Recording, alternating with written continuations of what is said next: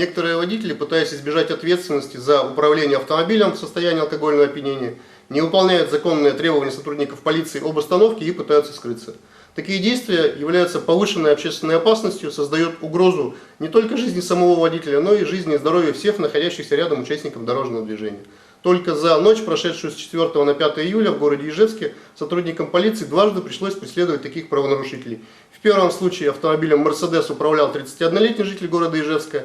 Во втором случае, это уже было в утренние часы, когда оживленное движение транспорта в наличии на улицах, автомобилем «Матис» управлял мужчина 72 года рождения с водительским стажем всего в 2 года. Самый главный аспект, который необходимо помнить таким водителям: сотрудники полиции имеют право применять огнестрельное оружие для задержания водителя, который не выполняет неоднократные требования об остановке транспортного средства и, пытаясь скрыться, создает угрозу жизни и здоровью граждан.